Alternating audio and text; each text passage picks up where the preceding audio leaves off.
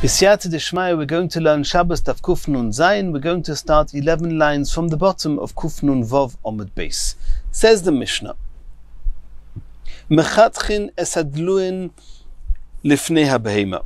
Even though these dluim, the gourds or type of vegetables, they are, when Shabbos came in, they were dedicated and they were set aside to be used for food for man and not to be used for an animal. Nonetheless, the Mishnah says you're allowed to cut it for an animal, even though, according to the rules of muktzah, since it was set aside to be used for man, not for animals, then relative to the animals it should be muktzah. Nonetheless, you're allowed to cut it for the animals, and this is the opinion of Reb Shimon, who doesn't hold of most of the halachas of muktzah. That's how Rashi seems to learn here. The Ritva goes at length to question Rashi. We don't find any such thing where it's food that's capable and is ready and worthy to be eaten by man, that he shouldn't be allowed to give it to an animal. There's no such thing. He suggests maybe in the middle of Shabbos these deluin became improper to be used for man, and now they became ready to be used only for animals, in which case it would be muktzah according to Rabbi Yehuda. Either way, that's the Poshup Pshat here. If you had an animal that when Shabbos came in, Bein Hashmoshes, it was still alive. If it was still alive, then as far as the intentions of its owner was that ultimately it was going to become food for man. Not this Shabbos, you can't shecht it this Shabbos, that's an issue in its own right. But it's definitely been set aside to be used for food for man, and then on Shabbos this animal died. Now, all you can do with it is give it to a dog, give it to an animal. So it should be muktzah. Since it was set aside for Adam, for man, no, the Mishnah says, you can cut up this nevela and give it to your dogs. Again, this is Reb Shimon, who does not hold of most of the halachas of muktzah. Rabbi Yehuda Omer, Im loy hoysa nevela me'erev Shabbos. Rabbi Yehuda says, if this animal was alive when Shabbos came in, if it was not a nevela, it wasn't a dead corpse of an animal before Shabbos came in which case, from the onset of Shabbos, it was set to be animal food, asura, then you're not allowed to give it to the animals because it's muktzah. You're only allowed to touch something on Shabbos if it's been prepared for the use that you want to use it for.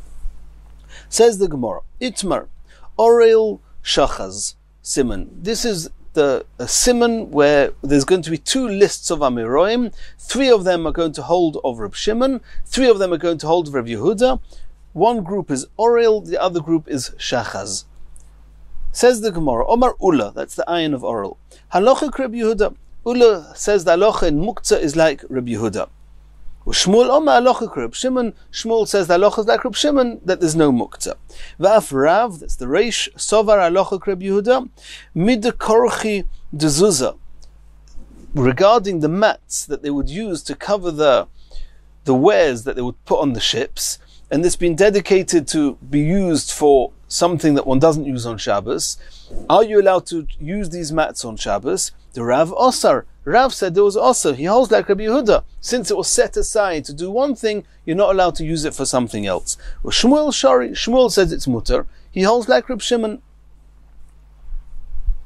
Va'af Levi, that's the Lamed of Orel. Sovar halacha Rabbi Yehuda. He holds that the halacha is like Rabbi Yehuda, that there is an issa of muktzah. Ki had Levi ki have a ma'isa treifus lekamei b'yom tova.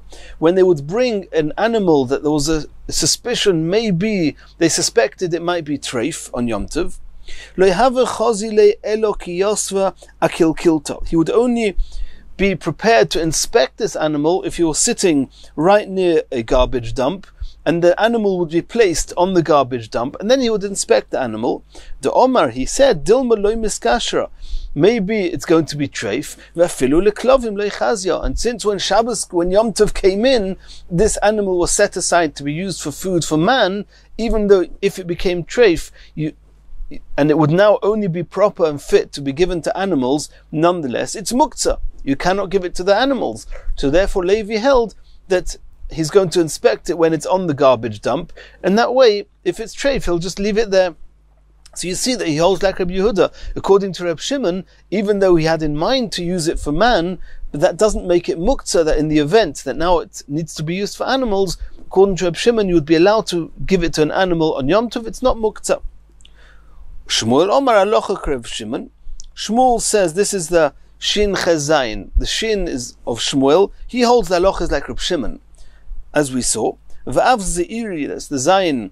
Sovar Alocha Reb Shimon. Ditnan, we learned in the Mishnah. Behemo Shameisa, an animal that died on Yom Tov. Lo yazizeno b'mekoimo. You're not allowed to move it from its place. The Tirgum Zeiri, and Zeiri explained the reason you're not allowed to move it from its place is bebehemas kochim. It's talking about this animal is hektish, and since it's hektish, you're not allowed to give it to the dogs, even though it died.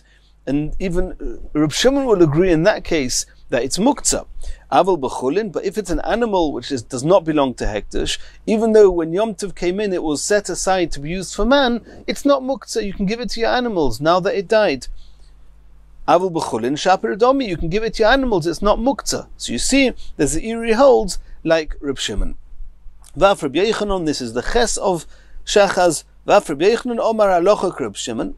That the halachas like Reb Shimon, that most of the halachas of muktzah do not apply. He doesn't hold of muktzah. Can Reb Yechanan possibly hold like Reb Shimon that there's most of the halachas of muktzah do not apply? We know that Reb Yechanan has a rule. The halacha is always like an anonymous mishnah.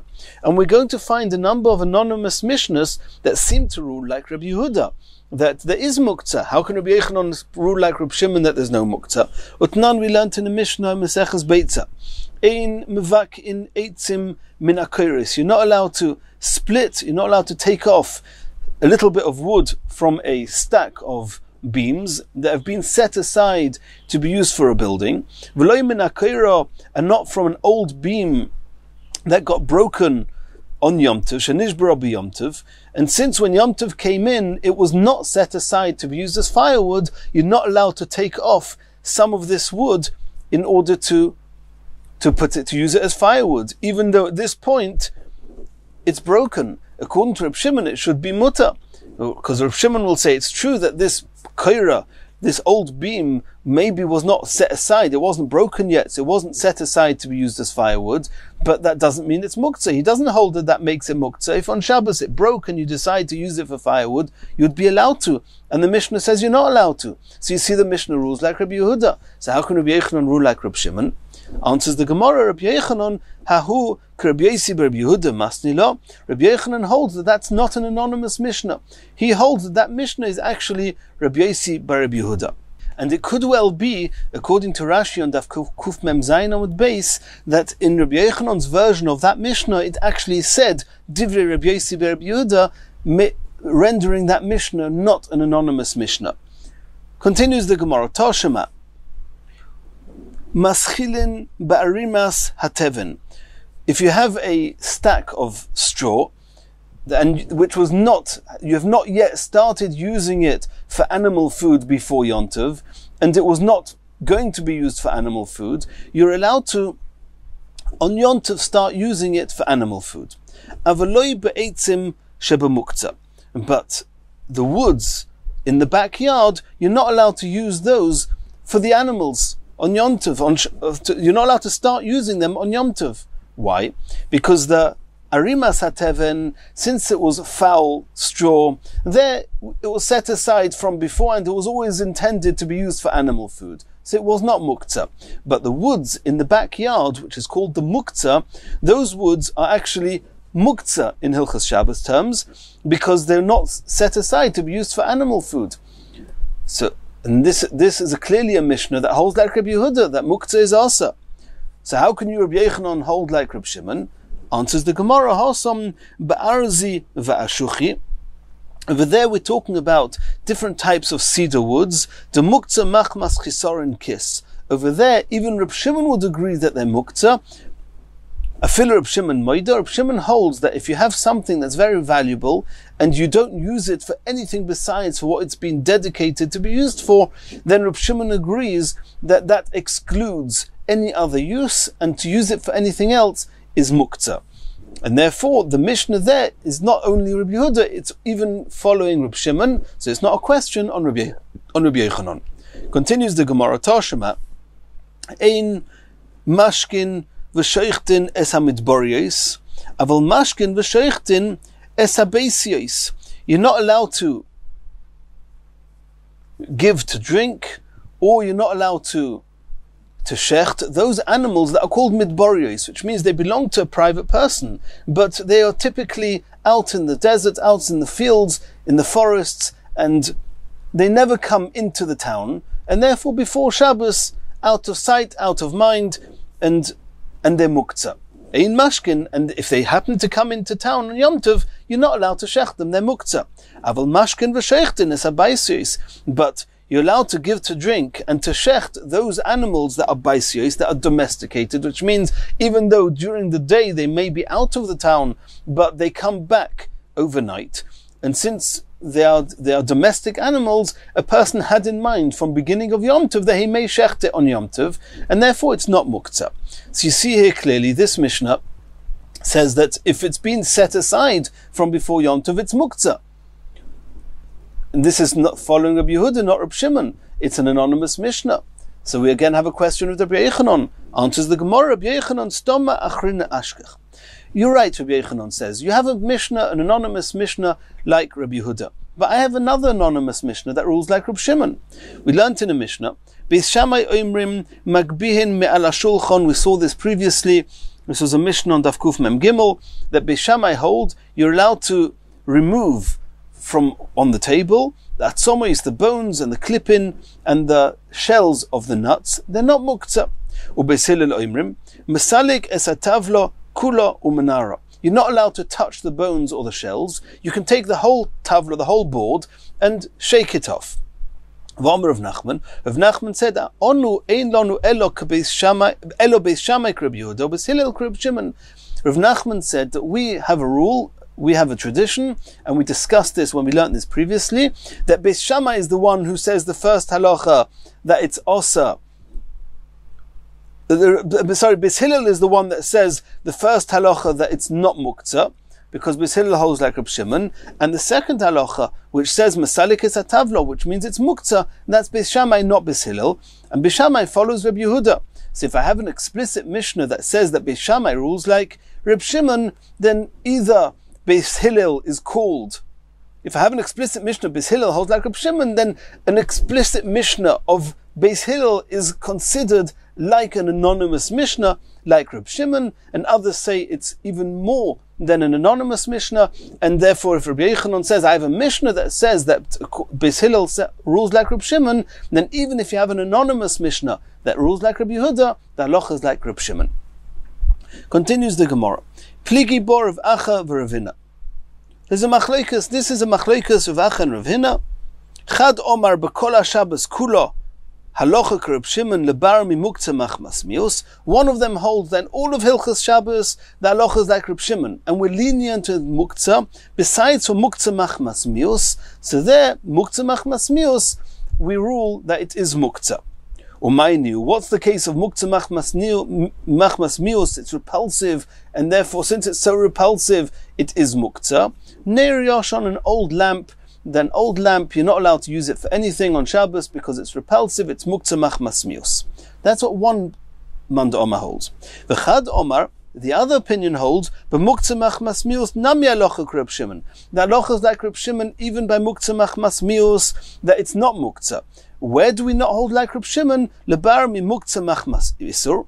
If it's been set aside, if the reason that it's been out of mind is not because it's repulsive, and not because you happen to have wanted to use it for something else, which we've been discussing all along, but here because there was an issa, when Shabbos came in, there was an issa to do anything else with it. Umay knew, what is that? Neru sheid liku b'ba'isa Shabbos, a lamp, which was a light when Shabbos came in, and this lamp, you're not allowed to do anything with it when Shabbos came in, because it's lit, and you're not allowed to move it. And that's even according to Reb Shimon. So there we say that it's muktzah, and even though according to Reb Shimon, after the light goes out, it will not be muktzah. The halacha is that it's muktzah in that case. Aval muktzah machmas chisaron kis. But if something which is muktzah machmas chisaron kis, which means that its value is such that a person would never use it for anything besides for what it's been set aside to be used for. Afil Reb Shimon moide there, even Reb Shimon himself agrees that it's muktzah. Ditnan kol ha-kelim nitlim b'Shabbos, because we have an explicit Mishnah that says that all kelim are not muktzah on Shabbos. And this is Reb Shimon. Chutz, besides for mimeser hagodol, a very big saw, v'yosei shel machresha, and the knife part of the plow. Now there, even since it's muktzah machmas b'chisaron kis, nobody would ever use these for anything besides for what they've been set aside to be used for. And therefore, even Reb Shimon agrees that it's muktzah. And that was the machlokas of Acha and Ravina as to how far we paskin the halacha, how far do we go with Reb Yehuda, and how far do we go with Reb Shimon. Says the next Mishnah, Mafirin nedorim b'Shabbos. If somebody makes a vow, a neder, a promise on Shabbos, there's a concept called hafara, which means if a woman makes a neder, her husband can nullify the neder, even on Shabbos. V'nisholim l'nedorim shehein netzayrach Shabbos. Another way of nullifying a neder is if anybody makes a neder, they can go to Beis Din or to a chacham, and the chacham can you can release the legal obligation of the shvuah. And you're allowed to do that on Shabbos on condition that it's Tzorech Shabbos. If somebody made a neder that he's not going to benefit from eating on Shabbos and it's going to affect his Shabbos, then you can go to a chacham and be shoel on the neder. You can try and release the legal obligation of the neder with the halachas of nedorim, which we're not learning now, but only on condition that it's l'tzorech Shabbos. If it's not needed for Shabbos, then the Chachomim said, do not do hatoras nedorim on Shabbos. Wait till after Shabbos to release the neder.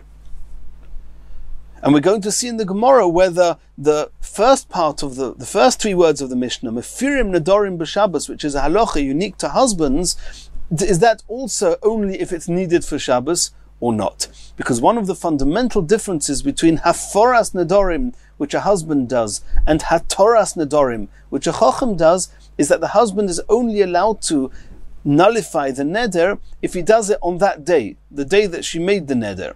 So waiting till after Shabbos, it may be too late.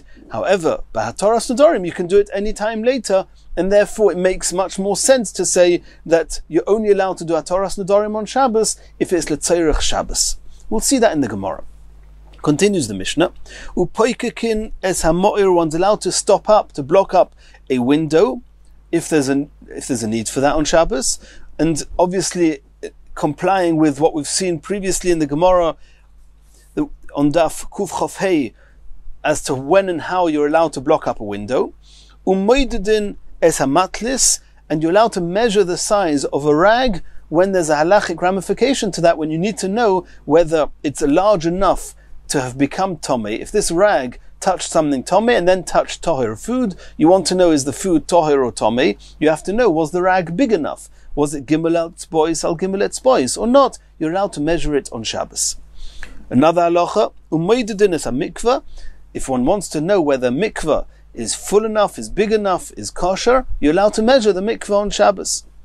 Umaisi bimei oviv sherab tzadik ubimei Abba Shaul ben Bitnis. There was a story, shepokaku es hamoir betafiach, where they blocked up a window in a wall with a clay flask, v'koshru es hamakida, and they tied a clay vessel, begemi, on a thread of reed grass, leidaim yesh begigis peseach tefach, to know whether the crack in the barrel was a tefach wide, imlav or not. And obviously this doesn't make sense, it's just code. We will see in the Gemara exactly what the story was. Umidivreim lomadnu, and from there we saw, number one, shepoikekin, you're allowed to block up a window on Shabbos if necessary. Umoidedin, number two, you're allowed to measure on Shabbos if necessary. V'koishrin, and you're allowed to tie a knot. Obviously it's got to be a knot which is not a permanent knot, because otherwise it would be koishrim and atayra. V'koishrin b'Shabbos, you're allowed to do these things on Shabbos if necessary. And we'll see in the Gemara what the story was. Says the Gemara, Iboyeluhu, hafara, in the first words in the Mishnah, mefirin nedorim b'Shabbos, if a husband wants to nullify a shvuah, a neder that his wife made, hafara bein letzorech bein sheloi letzorech, do we say that hafara that the husband does is irrespective of whether it's L'Tzeirach Shabbos, even if it's not L'Tzeirach Shabbos, since time is of essence and he cannot do the hafara the next day, he's allowed to do the hafara even on Shabbos. V'sha'ila, but doing the hatoras nadarim with the chacham, L'Tzeirach in, shaloi L'Tzeirach loi, you're only allowed to do it if it's Tzeirach Shabbos. U'mishum hachi kamefliginu mehadodi, and that would explain why the Mishnah actually splits them up. It doesn't say mefirim nadarim, it doesn't say mefirim v'nisholim nadarim b'Shabbos L'Tzeirach Shabbos in one sentence. No, the Mishnah makes it into two sentences. Mefirim nadarim b'Shabbos, and then v'nisholim l'nadarim shem L'Tzeirach Shabbos. The reason the Mishnah splits them up is to teach us exactly this, that mefirim nadarim b'Shabbos is even if it's shalei L'Tzeirach Shabbos. V'nisholim l'nadarim shehein L'Tzeirach Shabbos, only if they're L'Tzeirach Shabbos. That was one side of the question. The other side is oidilma, maybe not. Maybe hafara nami L'Tzeirach in shalei L'Tzeirach loi. Maybe also hafara and also hatorah, the shaila to the chacham is only L'Tzeirach Shabbos. If so, why didn't the Mishnah write it in one sentence? The reason the Mishnah split the two up is mishum de hafara ein tzorech bezdin, in order to remind us and teach us there are fundamental differences between hafara and she'ela to the chacham. Hafara doesn't need a bezdin. Any husband can do hafaras nedarim, can nullify the neder. V'she'ela, however, to release the legal obligation via a chacham or a bezdin, tzricha bezdin needs a bezdin, it needs a chacham, in order to tell us that, to remember these are separate, it puts the halacha separately. But the halacha is the same halacha that you're only allowed to do on Shabbos if it's L'Tzeirach Shabbos. That's the question they asked. Let's try and find some proofs. Toshima, the Toni Zuta the Beir of Papa. And the others say it's Rav Zutra, the Beir of Papa, the Beir of Poppy, Mefirin Nedorim B'Shabbos L'Tzeirach HaShabbos. He said explicitly that haforas nedorim, which the husband does, is only L'Tzeirach Shabbos. L'Tzeirach Shabbos in, sheloi L'Tzeirach Shabbos loi. So you see from there that if it's not L'Tzeirach Shabbos, you're not allowed to do it on Shabbos. Lishnachrena, there was another version to this. Iboyeluhu. L'Tzeirach atarvayu ktoni. Is the words, when it says Shehein L'Tzeirach Shabbos, is it going on both cases, also on Mefirin, also on Nisholim? V'shaloi L'Tzeirach loi, but if it's not L'Tzeirach Shabbos, then even the husband is not allowed to nullify the neder. Alma, if so, haforas nedorim me'es le'es. We take it for granted that it cannot be a situation where a woman makes a neder, even if it's shaloi L'Tzeirach Shabbos, and the husband cannot nullify it. The Torah says a husband can nullify it. It's true that Chachamim said you shouldn't do hatoras nedarim on Shabbos, and you shouldn't do haforas nedarim on Shabbos if you can avoid it. But it cannot be that the husband is stuck and he cannot do haforas nedarim. So there's a question. The Torah says the husband is allowed to do the haforas nedarim. He can nullify the neder only b'yoyim shamoya, the day that he heard the neder. Now, if he heard on Shabbos, what does it mean the day? Does it mean until nightfall? Or does it mean 24 hours from when he heard? If it's 24 hours, then even though you heard on Shabbos, you can nullify the neder after Shabbos. It's always going to be within 24 hours. So if so, but however, if you can only do it till the end of the day, then you'll never be able to nullify a neder that the husband heard about on Shabbos after Shabbos. If so, the Chachomim will allow the husband to do haforas nedarim even on Shabbos. So that's what the Gemara is saying now.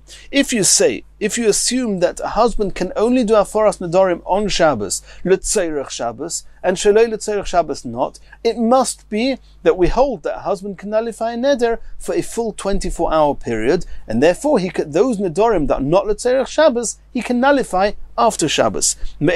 He holds haforas nedarim me'es le'es. Oidilma. The other side of the question was, Ki katoni L'Tzeirach, when the Mishnah says you can only do hatoras nedarim on Shabbos, on L'Tzeirach Shabbos, is only by the shaila, only when you're doing it with the chacham. A shaila hu duktoni, aval haforas nedarim, but the haforas nedarim of the husband, afilu shaloi L'Tzeirach, he can do it on Shabbos even if the neder is not L'Tzeirach Shabbos. Alma, it must be Haforas Nedarim Kol Hayoim. It must be that Haforas Nedarim is only until the end of the day, until the end of Shabbos. So there's never an opportunity of doing Haforas Nedarim after Shabbos. Therefore, they have to allow the husband to do Haforas Nedarim on Shabbos, even if the neder is not needed, is not negea, is not relevant to Shabbos. That was the question in the Gemara. Tashema, we're going to try and bring proof. According to this version, the Tanya of Zuti of the Beir of Papa, Mefirim Nedarim b'Shabbos l'tzorech Shabbos. A husband is only allowed to nullify a neder if it's l'tzorech Shabbos. L'tzorech Shabbos in, shelei l'tzorech Shabbos loy. Alma Haforas Nedarim me'es le'es. From the very source that we saw even before, that the husband is only allowed to do Haforas Nedarim if it's l'tzorech Shabbos. So in the first version, we just saw it as a straightforward halacha. The husband cannot do Haforas Nedarim sheloi l'tzorech Shabbos on Shabbos. According to this second version, a second halacha we learn from there is it must be that he can do it after Shabbos, which means that a husband can always nullify a neder for a full 24-hour period. Continues the Gemara Omer Vashi. V'anan tanan, we learned in a Mishnah, Haforas Nedarim Kol Hayom. We learned explicitly a husband can do Haforas Nedarim only until the end of the day, not for a 24-hour period. Yesh b'daba lahokil. Sometimes you have a lot of time to do the Haforas Nedarim. For example, if the husband heard that his wife made a neder a few minutes into the beginning of Shabbos, then he can do Haforas Nedarim until the end of Shabbos. And sometimes you only have a very short amount of time. If he heard that his wife made a neder 5 minutes before the end of Shabbos, you can only do Haforas Nedarim for 5 minutes, l'tzorech Shabbos. So the truth is, this is not only about Shabbos, this is always. Any time the husband hears, he has till the end of the day. Sometimes it's more time, sometimes it's less time. Ketzad, Nodro Leile Shabbos, if she made the neder as soon as Shabbos came in, Mefer, he can nullify the neder. Leile Shabbos, the whole Leil Shabbos, V'yema Shabbos, and the whole Shabbos, until the end of Shabbos, till it gets dark. Nodra im chashecha. But if she made the neder a few minutes before Matzah Shabbos, Mefer achelo tershach, he can only do that Haforas Nedarim until the end of the day. Shem loy tofer mishechashecha eino yochel lahofer. If he doesn't do the Haforas Nedarim before it gets dark, after it gets dark, he can no longer do Haforas Nedarim. So here we have an explicit Mishnah in Nedarim that says that Haforas Nedarim is only till the end of the day. And according to the second version we saw in the Gemara before, that would mean that the husband is allowed to do Haforas Nedarim on Shabbos, even sheloi l'tzorech Shabbos. And that doesn't work with according to what we saw from Zoti de Beir of Papa. Says the Gemara, you're right. Tanoihi, it's a machlekes Tanoim. The Tanya we learned in a Braisa, Haforas Nedarim Kol Hayom, like we saw in that Mishnah in Nedarim, that you can only do Haforas Nedarim till the end of the day. Rabbi Yosi bar Rabbi Yehuda, Rabbi Eliezer bar Rabbi Shimon, Amru me'es le'es. They hold you can do it for a full 24-hour period. So according to them, you can do Haforas Nedarim on Shabbos only if it's l'tzorech Shabbos. If it's not l'tzorech Shabbos, wait for the Haforas Nedarim till after Shabbos. Continues the Gemara. V'nish'olin l'nedarim. We saw that you're allowed to release the legal obligation of a neder if it's l'tzorech Shabbos.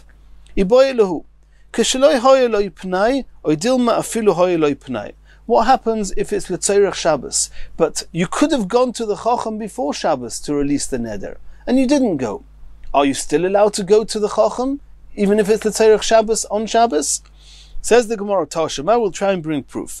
There's the Kikule Rabbonon Rav Zutra Bereder of Zera. They got involved with, the Chachamim got involved with Rav Zutra, the son of Rav Zera, V'sharu le nodre, and they released his neder, V'afal gav dehavale pnai. Even though we knew that he had time before Shabbos to do it, nonetheless, since it was a tzorech Shabbos, they nullified his neder even on Shabbos. Continues the Gemara. The Mishnah mentioned a story that Maisa b'mei Ovish Reb Tzadok b'mei Abba Shaul ben Bitnis shepokakus amoy, and we saw a whole interesting story which the Mishnah wrote to us in code. Back in the days when all the people knew Mishnayos by heart, it was written this way, it was easier for them to remember it, and everybody knew what the Mishnah meant. But the Gemara has to explain it to us because we don't know what it means. Shepokakus amoy betafiach v'kosher es hamekida begemi. Let's see the story. Omer of Yehuda Omer Rav. Hilkati, there was a very narrow alleyway between two homes. Hilkati ktana hoisa bein shnei batim, between two homes. V'tuma hoisa sham, there was a dead person or a kazayas of a dead person that was in this alleyway between the two homes. It was a very narrow alleyway. V'gigis sduka munachas al gabon, and there was a barrel that was roofed on top of it. Between the two houses, on top of the mace, there was a barrel sitting on top of it, but the barrel was actually got a split in it. It was cracked. And the halacha is as follows. Tumas mace, the rule is it goes all the way up, straight up, if it can. If there's a roof on top of it, then the tumah goes to the sides and will find any entrance. So if you have a window in the wall on the side, a typical window where there's a tumah next to it, if the tumah can raise up to the sky, there's no roof on it, then the tumah will not go into the windows, into the homes, or into the other rooms. If, however, there's a roof on top of it, and the tumah cannot escape, so to speak, then the tumah will go through the windows. Now, how do we know if the tumah goes up? If the mace, or at least if part of the mace, kazayis min ha-mace, is underneath a hole that's a tefach by a tefach square, then the tumah goes all the way up and will not go into the windows. Here we had a barrel that was a roof on top of this kazayis min ha-mace. If the crack in this barrel was a tefach wide, then the tumah would escape all the way up and the tumah would not go into the homes through the windows. Underneath this barrel, on the walls of the house, there was a window. If, however, the crack is less than a tefach al tefach, then the tumah will not be able to escape. It will go into the window, into the homes. The gigis duka munachas al gabon, there was a cracked barrel roofing on top of the mace. Upakaku es hamoir betafiach. The first thing they did was they blocked up, and this was before the person died, before that mace died, or before the kazayis came.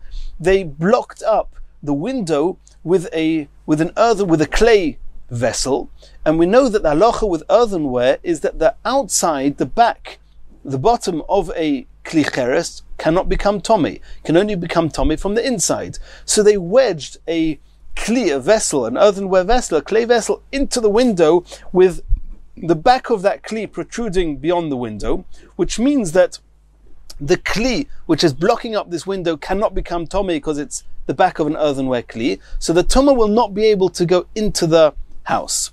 And then what did they do then? They closed the window with this tafiach, this clay utensil. V'koshru es ha-makida. A makida is another type of a clay vessel, which is exactly a tefach by a tefach large. They tied it, begemi, with a thread made of this reed grass, and later they wanted to see whether this makida, this tefach by tefach utensil, will it fit through the hole in the barrel on top of the mace. They wanted to test. If this makida will fit through, then we know that the hole in the barrel is large enough to allow the tumah to escape, and then the tumah will not go into the house, so they could unblock the window. If this makida would not fit through the barrel, to the hole of the barrel, that would mean that the hole is too small, the tumah would not escape, and therefore the tumah would go into the house if you were to remove the stopper. So v'koshru es ha-makida begemi, leidaim yesham begigis poiseach tefachim lav, to know whether there was a tefach in the barrel. And that's what the Mishnah says. Let's read the Mishnah again. They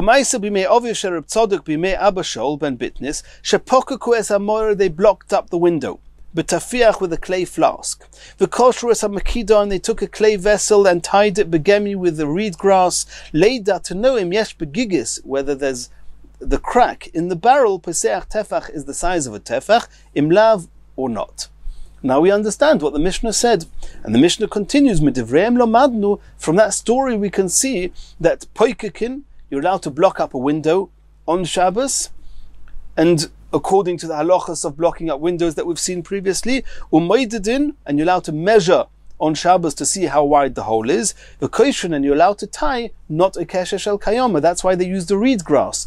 They use the reed grass because it's something which, number one, it's animal food, it's not muktzah. Number two, it's not a kesher shel kayoma, it's not a permanent knot, because it's going to dry up and It will not be permanent, it's going to open up on its own. But Shabbos, you can do these things on Shabbos, since there was a halachic reason that we wanted to find out the halachic status of what's going on here. You are allowed to do that on Shabbos.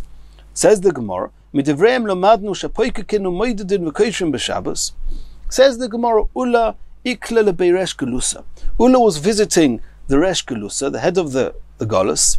Chazia l'Rabbi bar Rav Huna de Yosef ba'avna de Maya. He saw Rabbi bar Rav Huna that was sitting in a tub of water. And he was measuring it. Nobody knows why he was measuring it. It's not a mikveh, it's a kli.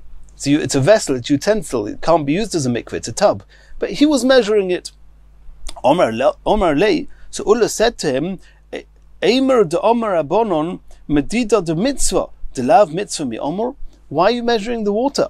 If it's a mitzvah to measure, as we saw in our Mishnah, that you're allowed to measure the mikveh, you're allowed to measure the size of an exit to see whether the tumah can escape or not, you're allowed to measure the size of a rag to see whether it can be kabel tumah, that's l'tzerich mitzvah, you have halachas. But just to measure water, you're allowed to measure on Shabbos?